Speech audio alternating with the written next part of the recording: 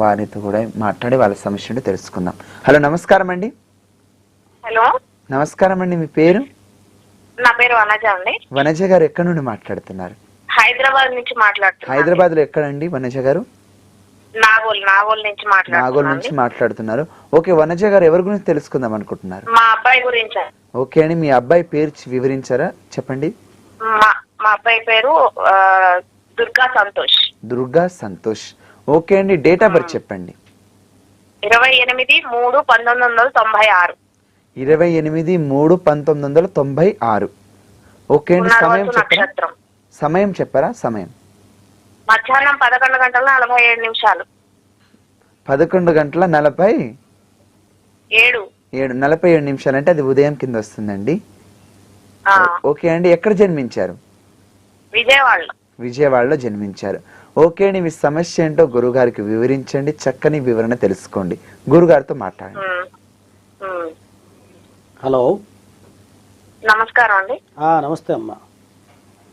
బాబు విజయవాడలో పుట్టాడు. 11:47 అంటే ఆపరేషన్ చేసి తీశారు అది ఆ టయానికి. అయితే బాబు వివాహం గురించి కాల్ చేశాండి నేను. ఇంకా ఆరోగ్యం కూడా సరిగా ఉండట్లేదు. వివాహం గురించి అబ్బాయి నక్షత్రం పునర్వసు నక్షత్రం వచ్చింది. అవునండి. లగ్నం నుంచి 8వ స్థానంలో ఉన్న గ్రహం ఆరోగ్యం ఇస్తారమ్మా. ఆరోగ్యకారకుడు శని కేతువుతో కలిసి ఉన్న మూలంగా ఆరోగ్య ఇబ్బందులు ఉంటున్నాయి. అతను వివాహానికి సంబంధించింది అయితే మాత్రం మంచి భార్య దొరుకుతుంది. ఎందుకంటే కొంచెం లావుగా ఉంటుంది, భార్య కూడా మంచి భార్య దొరుకుతుంది. కొంచెం లావుగా ఉన్న అమ్మాయి వస్తారు, చూడడానికి బాగుంటారు, ఆ అమ్మాయి దొరుకుతుంది. ఖచ్చితంగా వివాహానికి ఎటువంటి ఆటంకాలు లేవు. ఎటు వచ్చి ఎప్పట్లో అవుతుందండి చెప్తున్నానమ్మా, అదే చూస్తున్నాను. దశలు మీకు ఈ అబ్బాయికి 2025 ఫిబ్రవరి లోపు ఏమైనా సంబంధం కుదరచ్చమ్మా. ప్రస్తుతం అయితే మాత్రం బుధ మహాద స్టార్ట్ అయిపోయింది.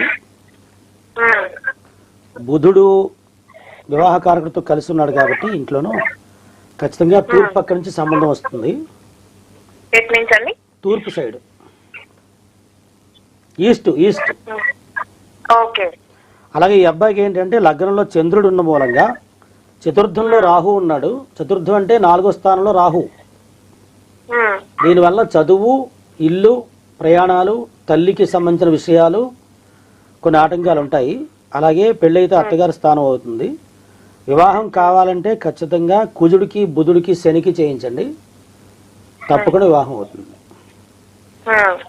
కుజ, బుధ, శని ఈ 3 గ్రహాలకి శాంతి చేయించుకోండి. మీకు ఏదైనా అవసరం అయితే తర్వాత మాకు కాల్ చేసి చెప్పండి. మేమే ఈ పూజలన్నీ చేసి మీకు రెమెడీ చేస్తాం కూడా.